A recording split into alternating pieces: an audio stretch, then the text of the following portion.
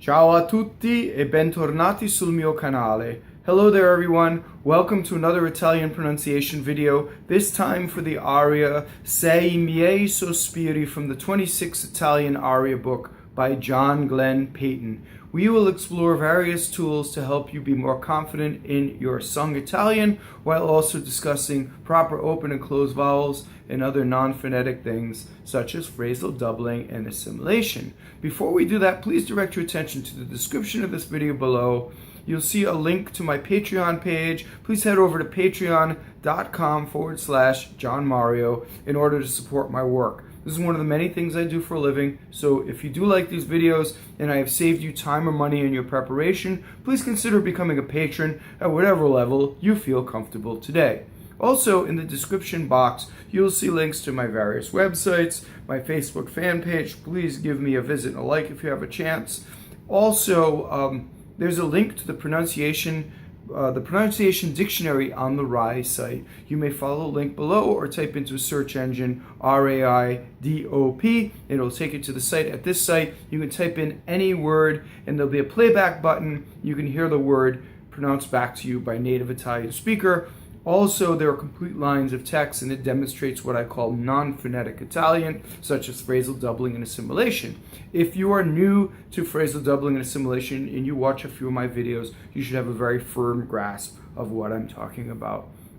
Also, in the description box, I have left the complete text for you, written out in my system of only notating in IPA the non-phonetic things about the Italian. So you may follow along as we do this. So what we'll do first is we'll read through the entire text line by line, and then we'll do a word by word, very detailed analysis of all the mistakes you could make while singing this song or aria. So here we go. Here is the line by line. Sei miei sospiri, o Dio, Placassero, l'empio sembiante che m'allettò. Tutti martiri che mmɔrte dassero, sempre costante, io soffrirò. Okay, so it's very short text. So let's go through vowel by vowel and word by word and syllable by syllable.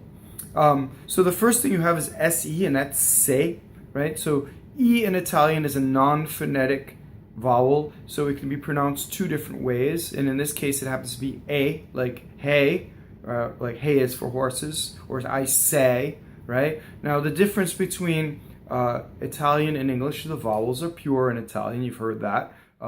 How we get a pure vowel is by not sliding our jaw in between vowels. So in English, if I say, I say, my jaw does that kind of thing, right? In Italian, it's just say, and the jaw remains, right? And if you think about a trombone slide, if a trombone were doing vowels, it would go a, e, o. And in Italian, it's a, e, right? Whether it's staccato or it's legato, right? So it moves from vowel to vowel that way, and it's the same as our jaw does that. So that's what gives us pure vowels, okay? So SE is se. So E can either make an A sound or an E sound, right? So in the word miei, it is an S sound, and how we notate that is with the E with the rounded edges in IPA. Right, so that's open E, and that's like the word head in English, right? Or the name Edward, right? Head or bed or lead, right? So now the difference in Italian, of course, is without the glide. So I say head, and I slowly close to an I vowel. There is no other vowel in Italian. It remains a, and you stay, okay? So the word before the miei is I, right? It's E. It's plural for the, right? So E, I is always E, no matter where you see it, right? It's E. Now sometimes I is done as a semivowel. So if you look at the word miei, both of those I's are semivowels, right? One is there to make the Y sound into the E. There's a glide, right?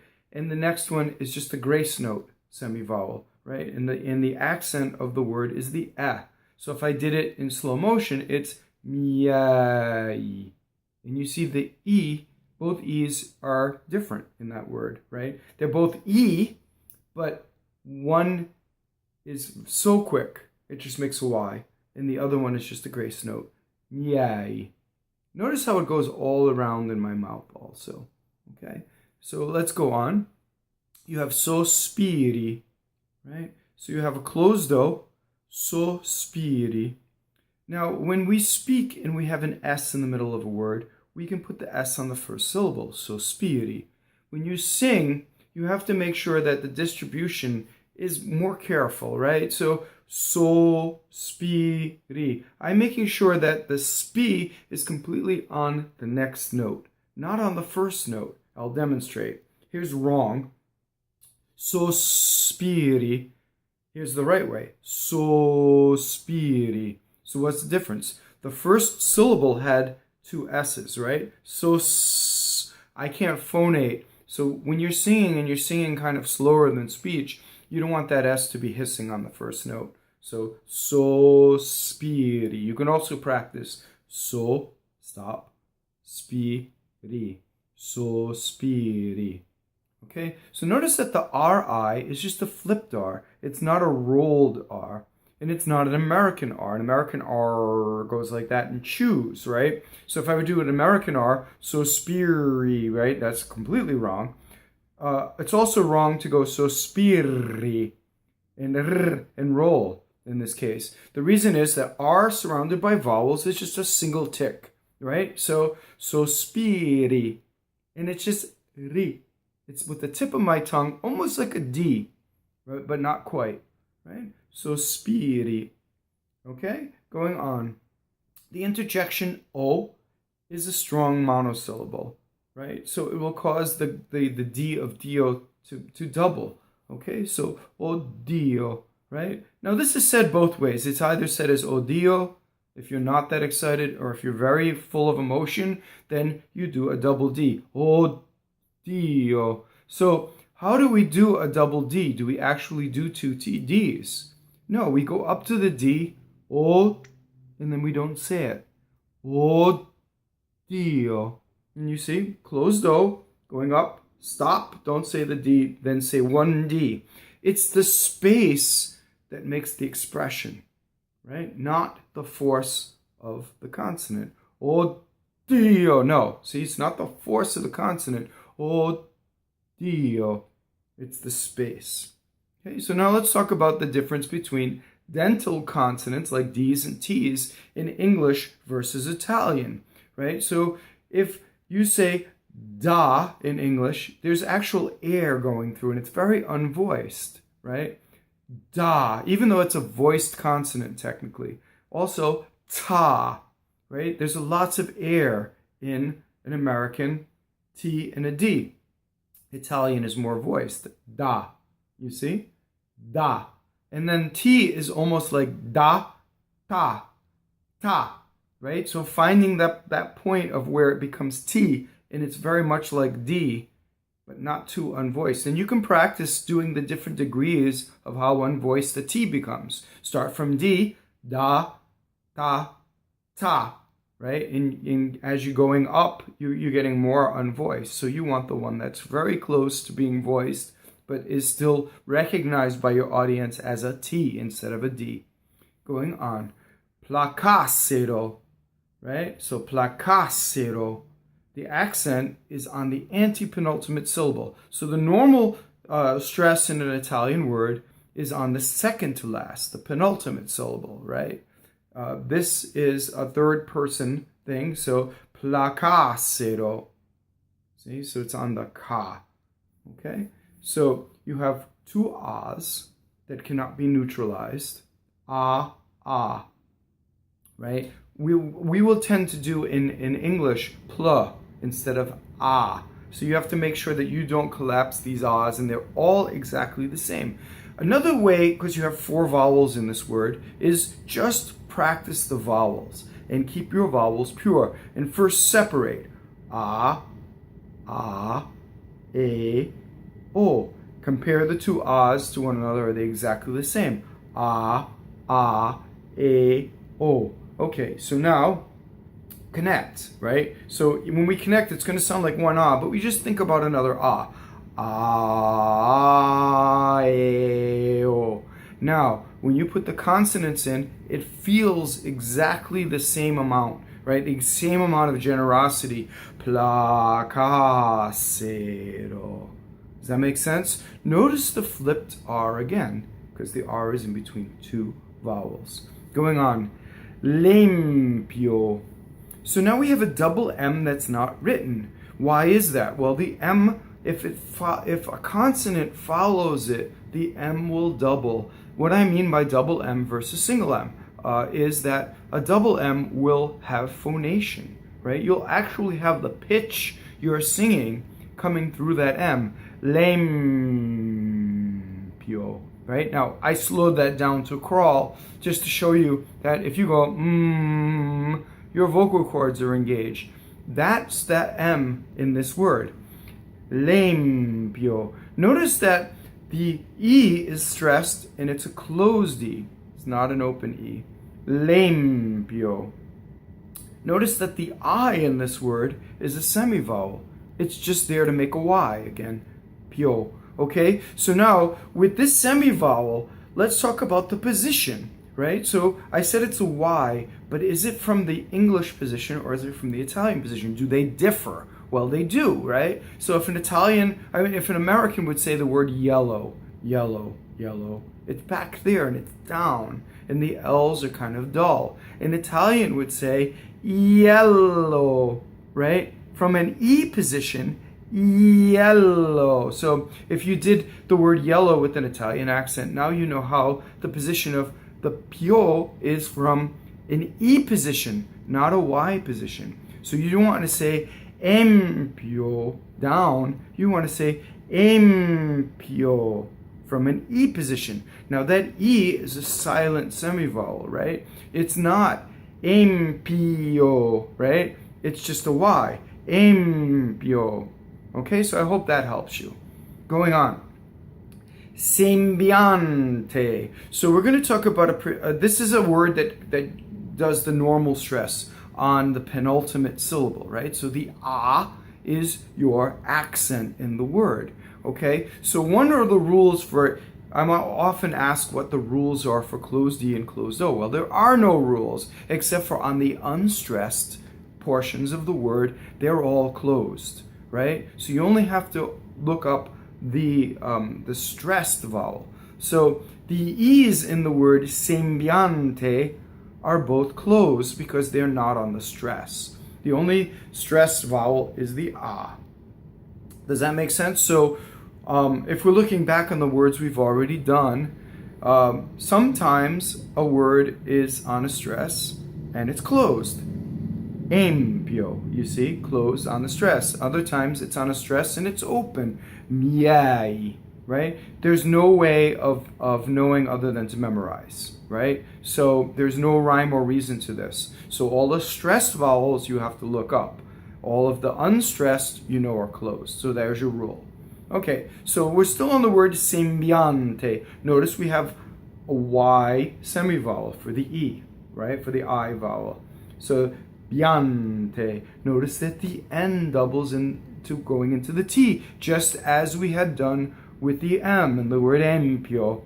Sembiante. Notice that the M also doubles, right? So I have an M and an N in phonation. Okay, what is the other mistake we can make? Well, we could make the T too American, right? Sembiante, and do that, right? So we could practice sembiante, sembiante. See, take it from the D, make it the T. Okay, going on. The word K is a strong monosyllable. And so in the introduction, you probably heard me talk about phrasal doubling. Well, this is called the phrasal doubling. A phrasal doubling is caused by a strong monosyllable. K is a strong monosyllable. So K makes the next word, if it starts with a consonant, to start with a double consonant. So you see I've printed it out as K and then a double M. Okay, now you have the next word is aleto, right? So a lot of words that end with a strong final syllable and an O are open, right? So this word falls on the ultimate stress, maleto, and the O at the end is open. Okay, so now you have a double. This is a good word because you have a double L and a double T. How do we do double L? By holding it in phonation, right? So mal, right? And we do double T by stopping phonation. See, so some double consonants are by holding phonation and others are by stopping phonation. You don't do them the same way. So to do a double T, right? So if we go eto, right? Eto in this case, where the accent's on the last syllable. So you see the A before is actually long, then I go up to the T and I don't say it. Eto. Right? Now that's really exaggerated. I really stopped for a long time, but that's just for demonstration purpose. So the whole word is maleto. Okay, and then the whole sentence with the double M, che maleto. You see, double M, double L, double T. Going on. We already know how to do double T. We have tutti. Tutti, right? Double T, go up to the T, don't say it. Martiri. We have both R's in this word. Notice that the first R rolls and the second R is flipped. Why? Let's prove it. Any R that touches a consonant rolls. And this first R touches a T. So it will be like this. Rrr, right? Now there are videos online about rolling R's. A good channel is Linguisticator. They have a video on rolling R. So if you have problems rolling your R, I suggest you check out that video. The channel is called Linguisticator, and you can look at how to roll an R. And then the single R is in between two E's, right? So martiri. So one rolled, one flipped. Okay, going on. We already know that the word K is a doubling word. It's a strong monosyllable, so you'd say che morte. Notice that the R rolls. Why? It touches a T. And then the O is open and it's on the stress. We know that the unstressed part of the word is going to be A, right? So now your next question is, well, what if my teacher's telling me to avoid closed vowels? Well, you don't ever want to sing a vowel that's so closed that it interferes with your vocal technique, right? So if you think about the stretch of shouting without putting pressure on your vocal cords, like, hey, Joe, right?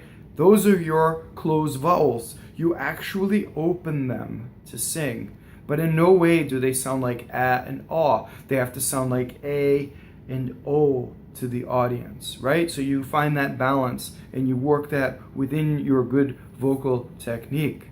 Okay, so going on. Dassero. It rhymes with Placassero in the second line. Dassero. Notice that there's a flipped R and all of the E's and O's are closed in that word. Next word, Sempre. Open E, double M, and then a rolled R. Costante, double N, careful distribution of S, right? Costante, and closed E, closed O. The next word is io. So a lot of pronouns in Italian, like I, io, yours, tuo, mine, mio, have one note. Usually it's set on one note, and you have two vowels. And the second vowel is just a grace note, and the first vowel gets the accent. Io. You see? Strong E, and then a little grace note that you have to make up. That's usually not written in the music. Io. Okay, and then you have to kind of think about the rhythm of the speech. Io soffrirɔ, right? And make an extra note in your music to make that little grace note. The next word is soffrirɔ, right? So soffrirɔ. So the R touches a consonant now, doesn't it? So it rolls, the first one, and then the second one is surrounded by vowels, so it flipped. Note that it follows the rule of the ending accent is on the last syllable, right? So it ends on a strong accent, so it's an open O. Soffrirɔ.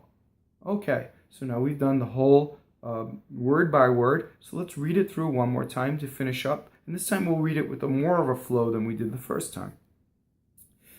Se I miei sospiri, o Dio, placassero l'empio sembiante che m'allettò.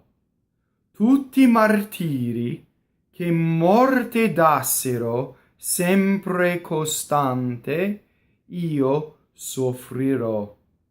Thank you very much for watching. Please click the red button to subscribe. It really helps me when you do that. And click the bell to allow notifications. So we'll see you in the next video. Ciao a tutti. Thanks again for watching.